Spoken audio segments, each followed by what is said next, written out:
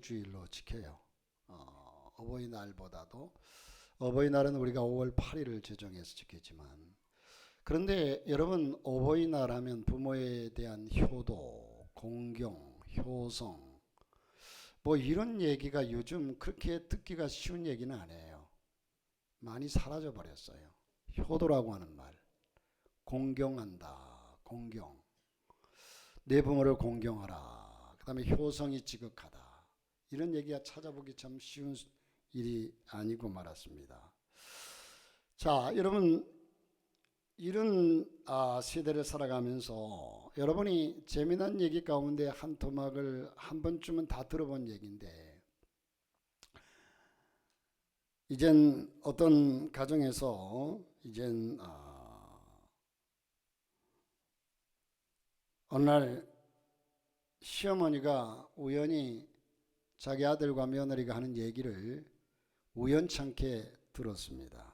서로 대화하는 얘기를 엿듣게 되는데 이젠 부인이 남편에게 하는 얘기가 자기야 이 세상에서 누가 제일 좋아? 하고 묻습니다. 그러니 당사자 앞에서 그야 물론 당신이지. 당신은 영원한 나의 1번이야. 제일 좋은 1번이야. 그러자 부인이 또 물었어요. 그럼 그 다음은 누가 좋아? 우리 멋진 아들이지. 그럼 셋째는 누가 좋아? 그야 물론 우리 예쁜 딸이지. 네 번째는 누구야? 그거야 당신을 낳아주신 장모님이지. 그럼 다섯 번째는 누구야? 우리 집 강아지. 그럼 여섯 번째는 누구야? 그건 우리 엄마. 여러분이 장난스러운 얘기지만 이 얘기를 가만 듣자니 시어머니가 너무 기가 막혀서 밤새도록 잠을 설치다가 새벽같이 일어나서 집을 나가면서 냉장고 문에다 큼직하게 글을 하나 써놓고 남겨놓고 갔는데 아들과 1번은 보아라 6번은 떠난다. 잘 먹고 잘 살아라. 그리고 집을 나갔답니다. 참 웃지 못할 얘기고 누군가가 지어낸 얘기인지 아니면 있었던 얘기인지는 모르겠지만 이해는 가는 얘기예요. 오늘 세대가 오늘 세태의 풍조를 말해주고 있습니다. 오늘 이 시대가 그런 시대가 아닌가. 사실 요즘도 또한 장가를 그게 꼭 잘못됐다고 지적할 수는 없지만 잘못된 건 아니에요. 장가 가면 거의가 다 처가 쪽으로 기울어요. 그죠? 집을 사도 장모님하고 의논하지 자기 어머니하고 의논한 법이 없어. 그게 잘못됐다고 얘기할 수는 없지. 양쪽 다 잘해야죠. 뭐 이게 잘됐다 꼭 이쪽에 와서 의논하고 꼭 저쪽 가서 의논하고 그런 얘기는 아니죠. 아니지만 어쨌든 오늘 세대가 이 효도와 이젠 이 효성 또한 공경 이런 단어가 사라진 세대가 된 것은 사실입니다. 그러나 오늘 말씀의 제목이 신명기 5장 16절의 말씀을 본문으로 주시는 말씀이 효도는 하나님의 명령이다. 따라합시다. 효도는 하나님의 명령이다. 세대가 어떻게 변해가든 간에 효도라고 하는 말은 하나님의 명령입니다. 하나님의 명령이란 말은 여러분 어떤 하나님의 말씀과도 차이가 나지 않는 중요한 말씀이라는 거예요.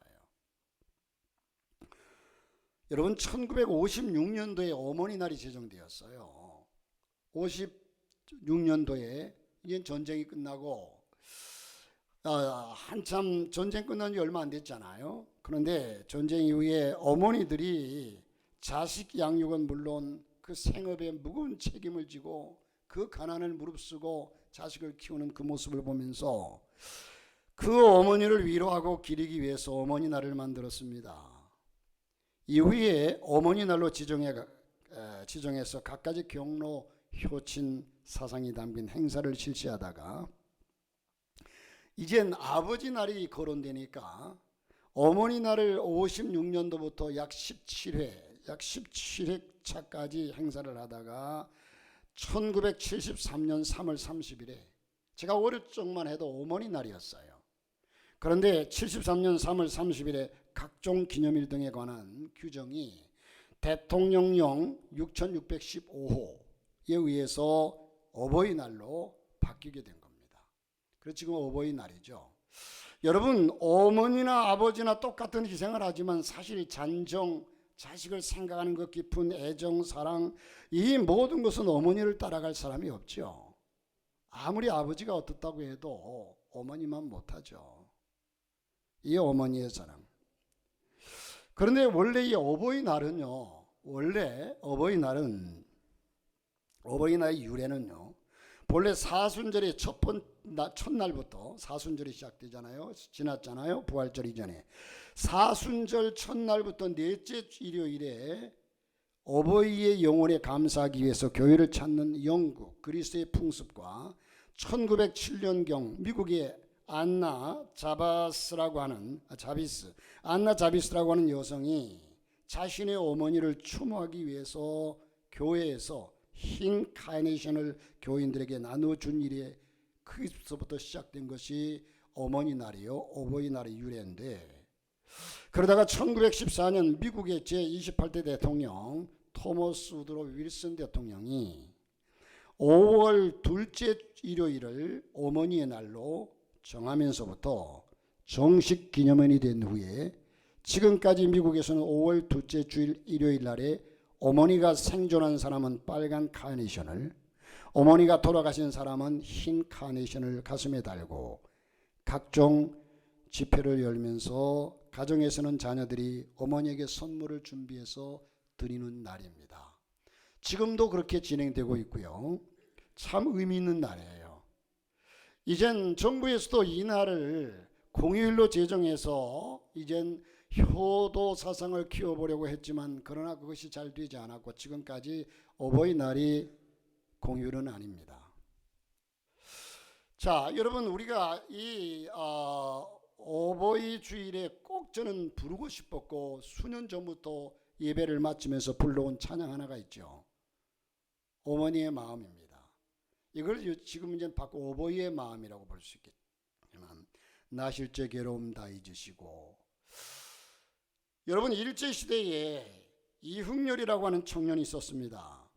그는 일본에서 음악 공부를 하게 되었는데 그러다가 어머니에게 편지를 보냈습니다. 어머니, 제가 음악 공부를 하다 보니까 꼭 필요한 것이 있습니다.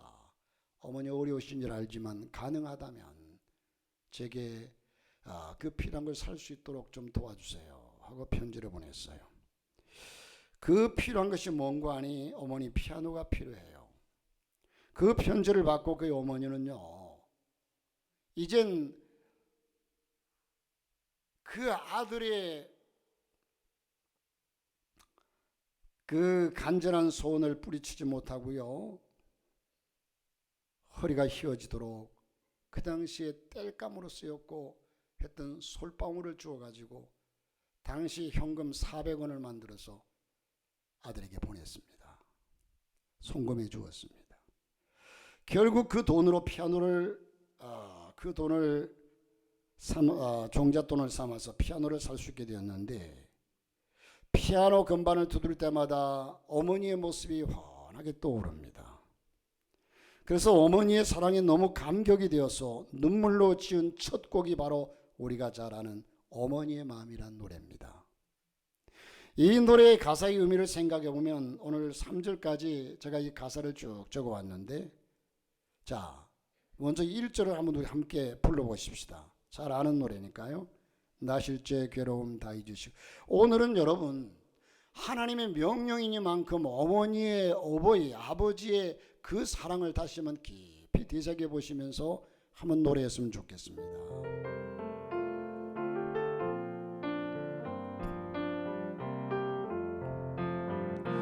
나실제 괴로움 다 잊으시고 길을째 밤낮으로 애쓰는 마음, 진 자리 마른 자리 가라니시며 손발이 다 닳도록 고생하시네. 하늘 아래 놀떠리요. 어머니의 희생은 가요. 이 절은 제가 노래합니다. 어려선 곱고 길러주시며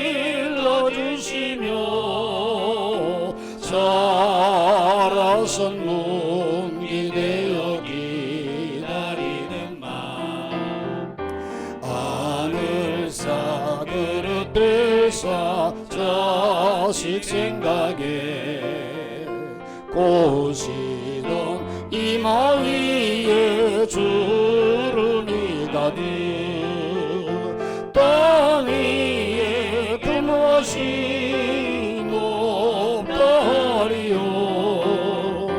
어버이의 정성은 지극하여라.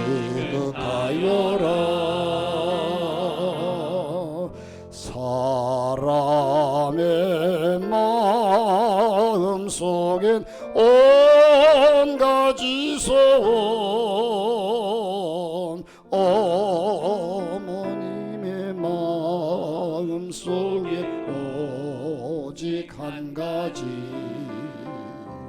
아낌없이 일생을 자식 위하여 살과 뼈를 깎아서 바치는 마음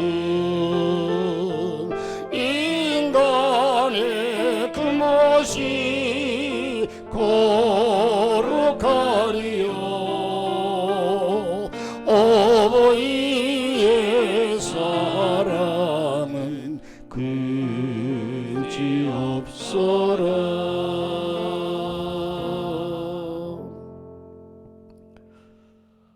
여러분, 오늘 이 세대의 부모의 사랑을 잊어버리고 살아가는 이 세대 속에 참 우리가 그 사랑, 얼마나 큰 사랑을 받고 살아왔는가를 다시 한번 되새기는 기회가 되었으면 좋겠습니다. 우리나라는 부모가 소득이 많을수록 자식이 부모를 찾아오는 횟수가 높다고 합니다. 통계적으로. 부모와 자식의 만남의 기회가 많다고 그래요. 반대로 부모가 소득이 적을수록 자식들이 찾아오지 않기 때문에 만남의 기회가 적다고 합니다. 참 서글픈 얘기죠. 여러분, 재미난 얘기가 하나 있는데요. 참 웃을 얘기인지 울 얘기인지 슬픈 얘기인지 모르겠습니다만 어떤 가정에 며느리가 셋이 있었습니다. 저들은 서로 경쟁하듯이 시부모님에게 잘해드리려고 앞장서서 노력했어요. 그들은 시어머니의 환심을 사기 위해서 어쩌면 그렇게 열심히 노력하는지, 그런데 그 이유가 있었습니다. 시어머니의 손가락에 큼직한 값비싼 다이아몬드 반지가 늘 반짝거리고 있었습니다. 저들은 그것이 탐이 났던 겁니다. 또 시어머니도 지혜로웠어요. 며느리들이 집에 오면 손가락을 쥐었다 폈다 하면서 은근히 과시합니다. 이걸 누구에게 물려줄까?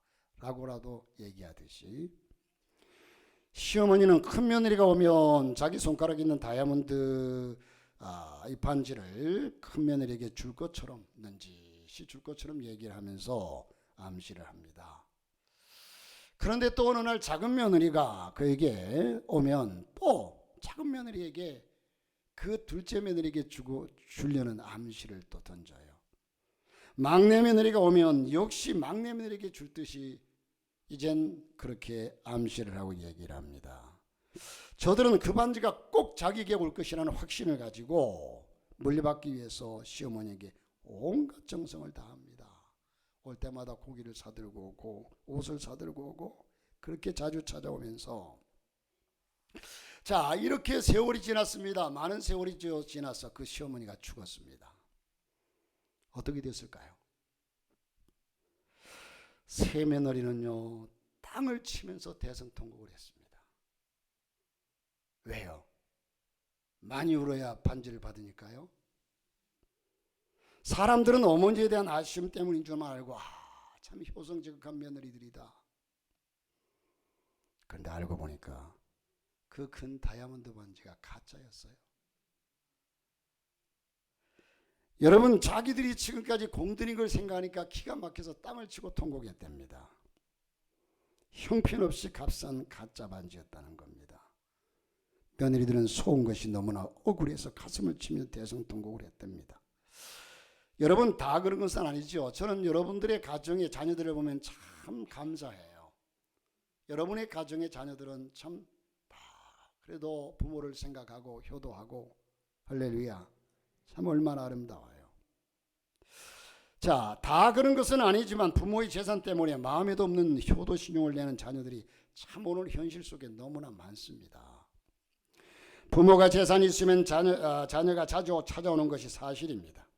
진정한 효도는 부모가 재산이 있든 없든 진심을 다해서 섬기는 것이 진정한 효도인 줄로 믿습니다. 여러분, 이미 나를 낳아서 여러분 참 부모가 나를 낳았다는 사실은, 여러분 지금은 의학이 발달해서 조금만 이상이 있어도 병원 가서 치료받고 진료받고 또 매달 정기 진료받고, 옛날에는 아이를 가져가지고요 출산할 때가 되면 뜰방에 대뜰 위에 신발을 벗어놓고 내가 들어가서 저 신발을 신으러 나올 수 있을까 라는 심정으로 아이를 낳으러 들어가지 않았습니까? 그러면 그 산고의 고통을 다 겪어야만이 자식을 출생했어요. 이게 부모입니다. 이게 부모입니다. 그래서 흔히 사람들이 얘기합니다. 자식은 부모 없이 살아도 부모는 자식 없이 못 산다. 여러분, 지금도 여러분 보시다시피 그 오산이고 평택이고 이 경기권 일대 서울에도 가니까 걸렸습니다. 그게 20년 30년이 지난 일인데 딸을 찾는다고 현수막이 걸렸어요. 부모 마음 아니겠습니까? 안타까운 얘기입니다. 여러분, 우리나라 사람들은 자기가 부모를 필요로 할 때 부모를 찾지만 부모가 자기를 필요할 때는 부모를 찾지 않는다는 겁니다. 이것이야말로 대표적인 불효입니다. 다른 나라와 달리 유독 우리나라만 이렇다는 겁니다. 어떻게 하다가 동방예의지국이 동방불효지국이 되었는지 모르겠습니다. 사랑하는 성도 여러분, 저와 여러분 정말로 효도하는 여러분 되시기를 주 이름으로 축복합니다. 이게 하나님, 여러분 하고 싶든 안 하고 싶든 간에 이게 하나님 명령이라는 거예요. 우리가 예수 그리스도의 십자가의 사건의 고통과 그 은혜를 제대로 안다면 하나님께 헌신하지 않을 수 없고 주 앞에 신앙생활을 바로 하지 않을 수가 없듯이, 우리가 부모가 나를 낳아서, 여러분 나를 못 가르쳐서 부모가 원망스럽습니까?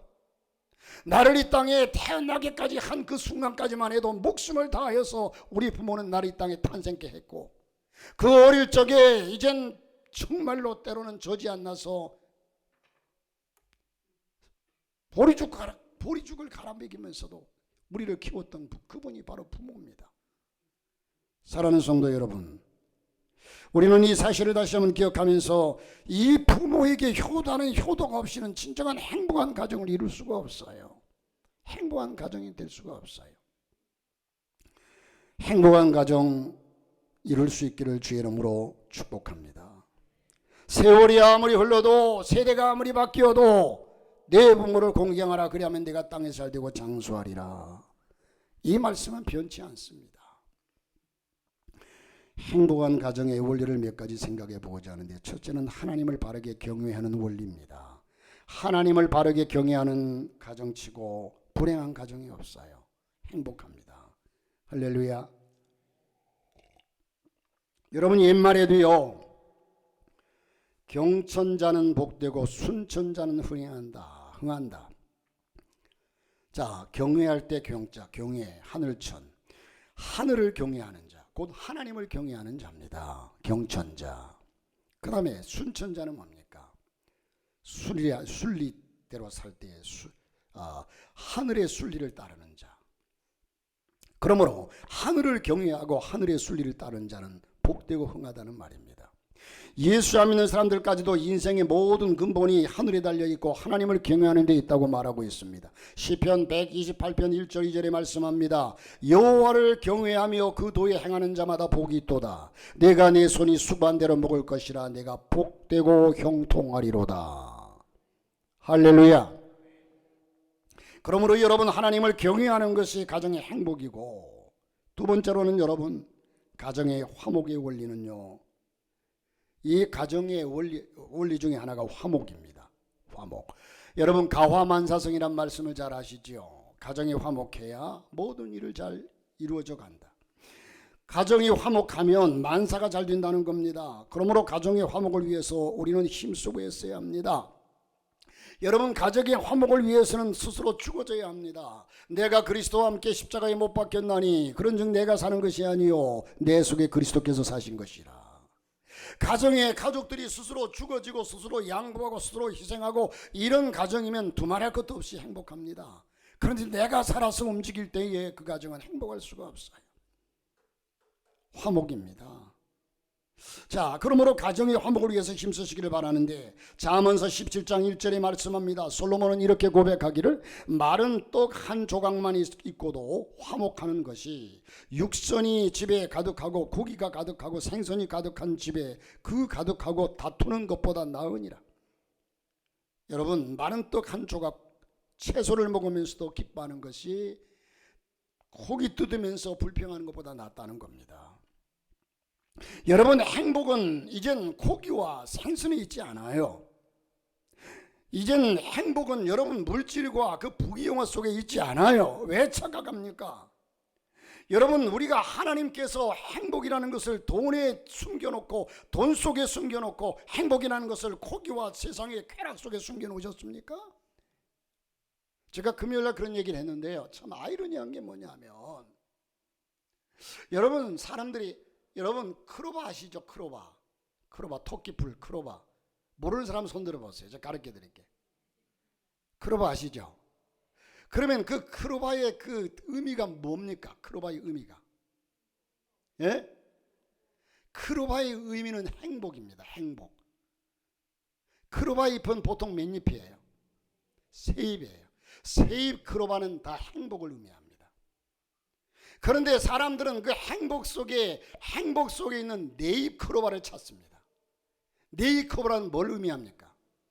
행운을 뜻해요. 아니, 행복이 지천에 깔렸는데 그 행복이 모자라서 아담과 하와가 에덴 동산에 먹을 거리가 천지에 깔렸는데도 불구하고 하나님이 먹지 말라는 그 선악과를 왜 먹었습니까? 그러다가 불행했지 않았습니까? 행복이 지천에 깔렸는데 거기서 무슨 행운을 찾겠다고 그렇게 애를 쓰신단 말입니까? 이게 인간이에요, 인간이에요. 여러분, 하나님께서 가난한 자도 배고픈 자도 헐벗은 자도 못 배운 자도 다 누릴 수 있는 것이 행복이라고 하나님 허락하셨어요. 하나님이 돈 있는 자만 행복하라고 그렇게 허락하지 아니하시고, 명예와 부귀와 세상 쾌락과 권세와 세상 모든 것 속에 하나님이 행복을 넣어두셔서 그것 찾아야 행복하도록 하나님 그렇게 말씀하지 않으시고 그렇게 창조하지 않으셨어요. 인간이란 이 세상에 태어나면 그 어느 곳에든지 다 행복을 찾을 수 있도록 행복을 다 허락하셨습니다. 사랑하는 성도 여러분, 그러므로 마른 떡 조각 한 조각 먹으면서도 화목한 것이 육선을 가득하게 짜놓고 먹으면서 다투는 것보다 낫다고 했습니다. 낫다는 말은요, 조금 뭐 두 개 비교해서 낫다는 게 아니라 행복하다는 말입니다. 물질이 풍성한 것보다 화목이 중요하고, 일이 잘 되는 것보다 화목이 중요합니다. 여러분, 어버이날이 되면 저는 부모 입장에서 보면요, 저는 뭐 딸아이 하나밖에 없지만 그런 생각을 해. 목회하면서 성도들이 때를 따라서 목사님 하고서 이거 도섭이 하세요. 봉투를 주기도 하고요. 때를 따라서 때로는 또 고기도 사다 주기도 하고요. 참 기뻐요. 생각하는 게 그것이 진정으로 어버이를 생각하는 마음이니까. 그러나 그것도 참 중요한데 그거보다 더 중요한 것은요, 성도들 간에 서로 평안하고 서로 위해주고, 먼저 나온 사람이 늦게 나온 사람을 따뜻거려주고 돌봐주고 서로 이렇게 살아가는 모습이, 그것을 바라볼 때 목회자만 못해요. 여러분 가정에 형제가 있다고 한다면 그 형제가 부모에게 좋은 옷을 사다 주고 좋은 고기 사다 주고 하는 것보다 형제간에 우애 있게 지내는 모습이 얼마나 아름답게 보입니까? 화목입니다. 할렐루야.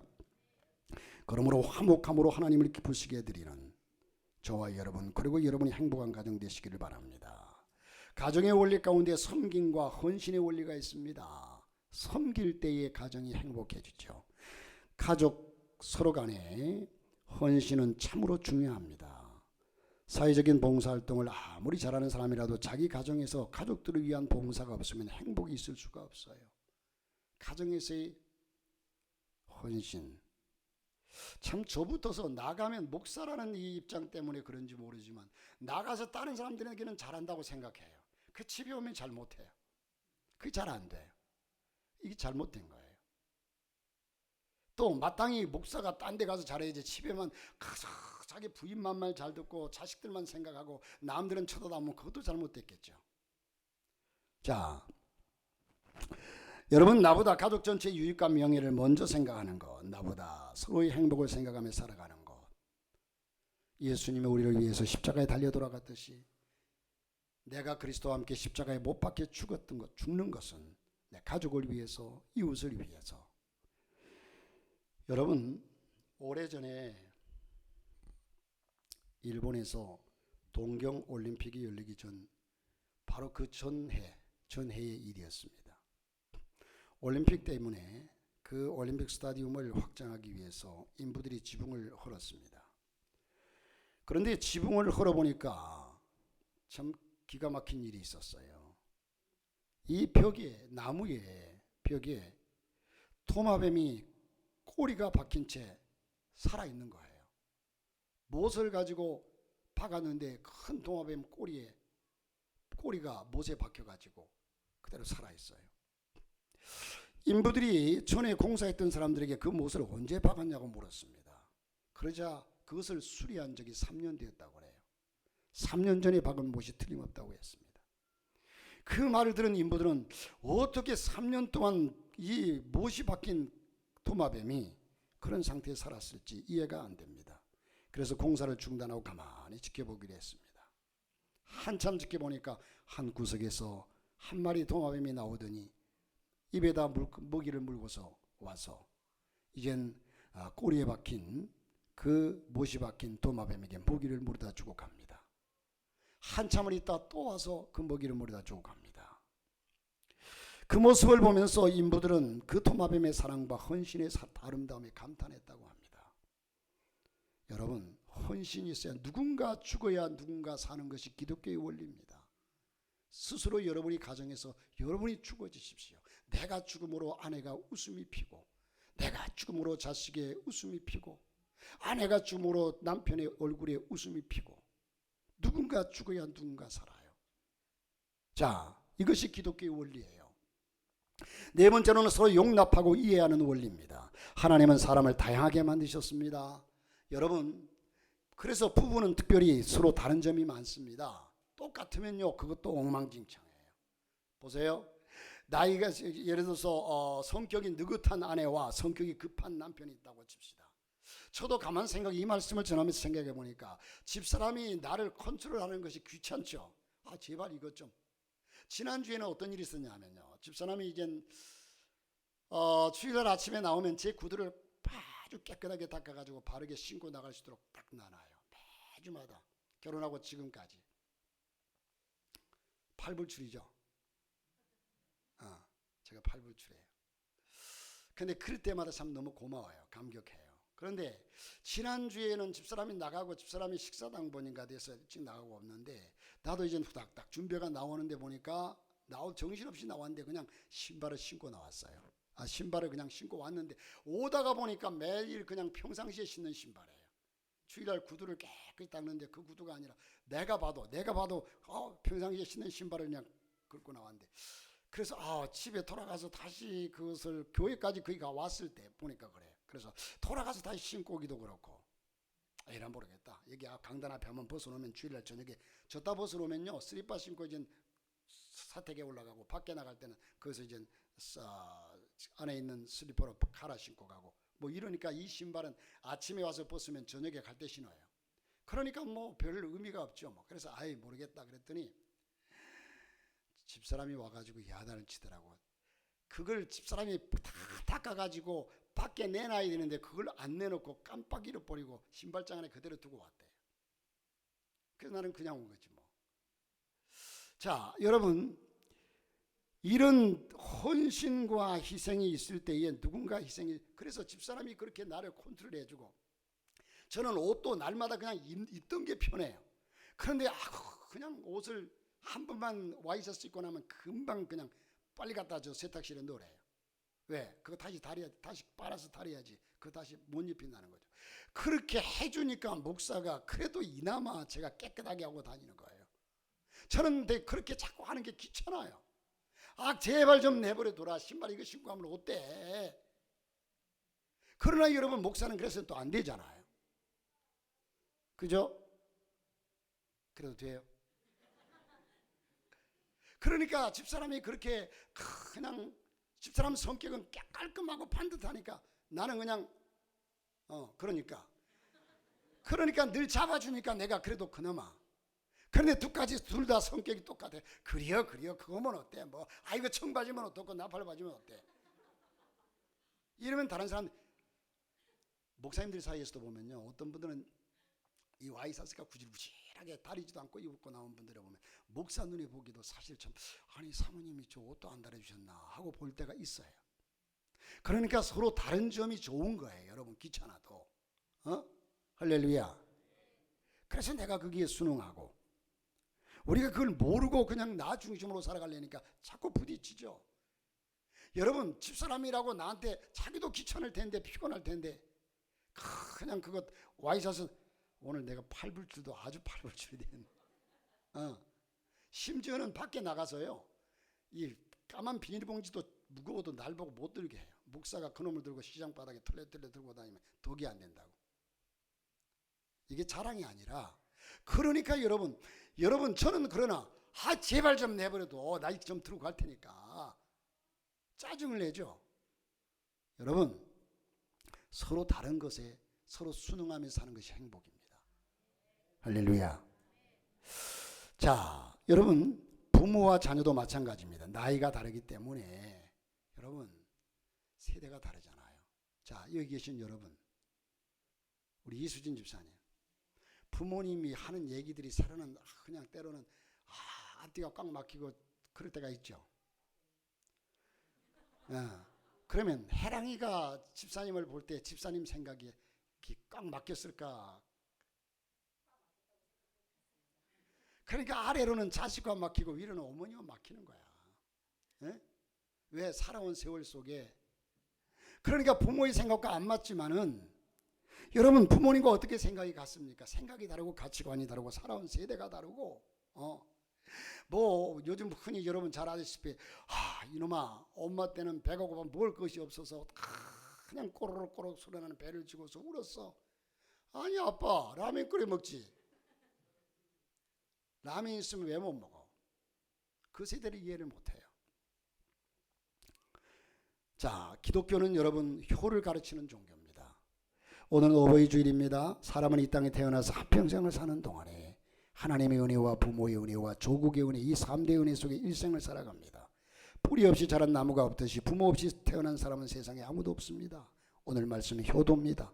성경을 보면 효도는 하나님 명령입니다. 단순한 인륜의 그 차원에서 마땅한 도리를 가르치고 있는 것이 아닙니다.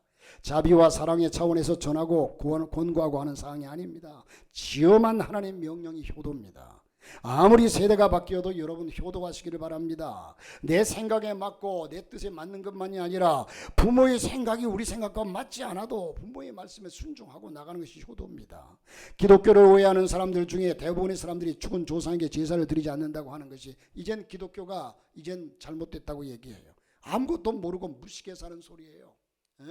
죽어서, 나는 죽은 사람들이, 여러분 제사 산에 산소에 간다고 치고 가가지고 돗자리 펴놓고 그게 뭘 소주 한 잔 부어주고 막걸리 한 잔 부어주고요. 명태, 아니 죽은 사람들이 명태를 왜 그렇게 좋아하는지 전부 명태 대가리 하나 가져가서 찢어줘요.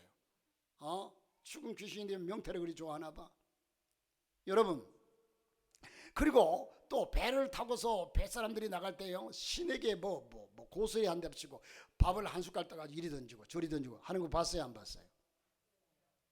아니 신에게 세상에 자기들은 그 그냥 생선 그냥 가운데 토막 먹으면서 거기에 밥 한 숟갈 떠가지고 이리 던져.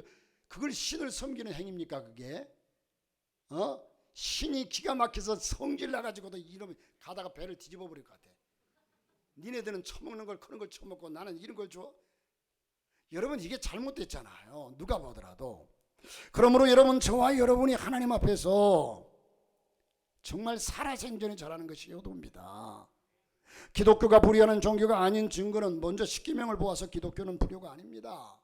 여러분 성경에 수많은 약속들이 있고 계명이 있습니다. 그 계명이 여러분 우리가 흔히 율법을 413가지라고 말하잖아요. 그러나 이 계명이 한 600여 가지로 봐요. 600여 가지 속에서 위로는 그 속에 제일 중요한 계명이 십계명이에요. 십계명 가운데서도 둘로 쫙 나누면 위로는 1계명부터 4계명까지가 하나님을 향한 계명이고 5계명부터 10계명까지가 인간을 향한 계명이에요. 위로 하나님을 향한 계명은 나 외에 다른 신을 위하지 말라 하고 딱 잘라 말하고, 아래로 사람을 향한 계명 중에 첫째 계명 내 부모를 공경하라. 이것이 사람을 향한 첫째 계명이에요. 얼마나 엄한 명령입니까? 여러분 출애굽기 20장 12절에 내 부모를 공경하라. 오늘 본문이 그렇게 말씀합니다. 본문의 말씀과 비슷한 말씀을 그리하면 내 하나님 여호와가 내게 준 땅에서 내 생명이 길리라. 오늘 본문에도 5장 16절에 너는 너희 하나님 여호와의 명한 대로 내 부모를 공경하라. 그러면 너희 하나님 여호와가 내게 준 땅에서 내 생명이 길고 복을 누리리라. 여러분 한 20년 전에 중국에 선교를 할 때예요. 중국에서는 유교가 강했잖아요. 유교는요 죽은 사람의 제사, 죽은 영혼을 위한 것, 이것들이 아주 강했어요. 그래서 우리 기독교에 효가 없다 이렇게 할 때에 중국에 그 복음이 들어가게 된 동기가 전도지를 만들 때 이렇게 전도지를 만들었습니다. 기독교는 효의 종교입니다. 어느 종교보다도 가장 높은 효도의 종교입니다. 그랬어요. 그 내용은 이렇습니다. 출애굽기 21장 17절을 인용합니다. 부모를 치는 자는 반드시 죽이라.